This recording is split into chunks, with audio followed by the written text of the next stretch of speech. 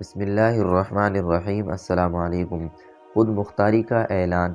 ان مارکوں میں صلاح الدین رحمۃ اللہ علیہ کو جو تجربہ ہوا اس سے اس نے یہی نتیجہ نکالا کہ الصالح اور اس کے حواری اس قابل نہیں ہیں کہ ان پر اعتماد کیا جائے۔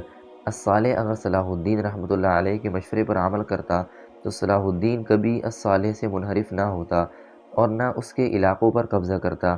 اگر صلاح الدین قبضہ نہ کرتا تو دوسرے خود سر امرا ان کو دبا لیتے، جس کا نتیجہ یہ نکلتا کہ وہ حکومت جسے نور الدین نے بڑی محنت سے قائم کیا تھا وہ مغرور سرداروں کی خود غرضیوں کے باعث ٹکڑے ٹکڑے ہو جاتی، مرکز کمزور ہو جاتا اور اسلام عیسائیت کے مقابلے میں شکست کھا جاتا۔ الصالح نے صلاح الدین سے خود بگاڑ لی تھی، اس لیے صلاح الدین نے اس کا نام سکوں سے خارج کر دیا اور خطبے میں اس کے بجائے اپنا نام پڑھانے کا حکم دیا۔ اسی سال اس نے اپنے نام کے سکے بھی بنوائے۔ ان سکوں پر یہ الفاظ کشیدہ تھے: الملک الناصر یوسف بن ایوب۔ اس تبدیلی کے باوجود صلاح الدین رحمۃ اللہ علیہ نے الصالح کو یقین دلایا کہ وہ اس کے ساتھ غداری نہیں کرے گا، لیکن الصالح اس کو کسی بات پر اعتبار نہ آیا۔ وہ صلاح الدین جیسے قوی آدمی کی نگرانی میں رہنے کے بجائے کمزور آدمیوں میں گھرے رہنے کو بہتر سمجھتا تھا، اور یہ بات سچی بھی تھی۔ کمزور اس سے دبتے بھی اور اسے دباتے بھی، لیکن صلاح الدین رحمۃ اللہ علیہ جیسے قوی آدمی سے اسے یقیناً دبنا پڑتا۔ پھر وہ بچہ تھا، اس سے خوش آمدی اور ناکارہ لوگوں کی صحبت صلاح الدین جیسے مذہبی آدمی کی رفاقت سے ہزار درجہ بہتر تھی۔ ان حالات میں صلاح الدین رحمۃ اللہ علیہ الصالح کو اپنا بادشاہ تسلیم کرتا اور خود مختاری کا اعلان نہ کرتا۔ یہ ممکن نہ تھا اور حالات کو اور زیادہ خراب بنانے کے مترادف تھا۔ اس نے خود مختاری کا اعلان کر دیا اور مصر اور شام کے بادشاہ کے نام سے ایک نئی اور مستحکم حکومت کے تخت پر بیٹھا۔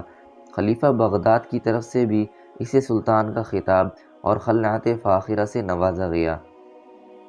اس تبدیلی کے اثرات: سلطان نے خود مختار ہونے کے اعلان سے اس کے دشمنوں پر بہت برا اثر پڑا۔ بجائے دبنے کے وہ اس کو کمزور کرنے کی تدابیر سوچنے لگے۔ سیف الدین حاکم موصل اپنی جگہ اور صلاح اپنے ہاں بڑی سرگرمی سے فوجیں جمع کرنے لگے، اور بالآخر سیف الدین 6000 اور الصالح بھی اسی قدر سپاہ لے کر حمات کی طرف بڑھے۔ مقابلہ: سلطان ابھی حملے کے لیے آمادہ نہیں تھا کہ یہ متحدہ فوجیں تل سلطان پہنچ گئی اور دوسرے دن بڑے زور کی لڑائی ہوئی۔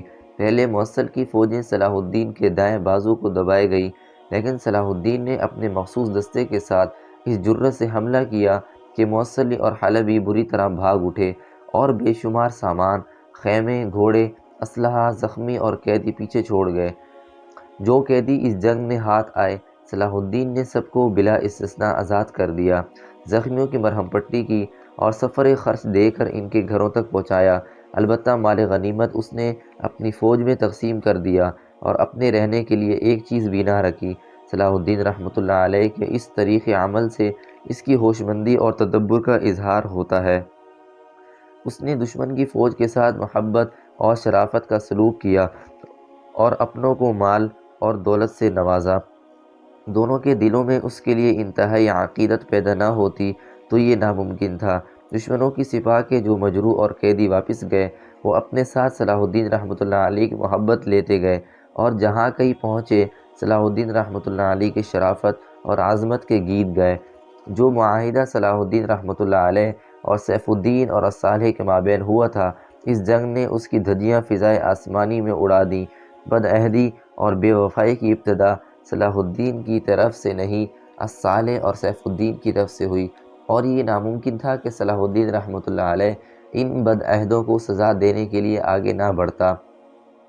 دشمنوں کی مزاج پرسی: دشمنوں کی مزاج پرسی کے لیے صلاح الدین رحمۃ اللہ علیہ کا ان کے علاقوں پر قبضہ کر لینا ضروری ہو گیا، اور چند دن آرام کرنے کے بعد آگے بڑھا۔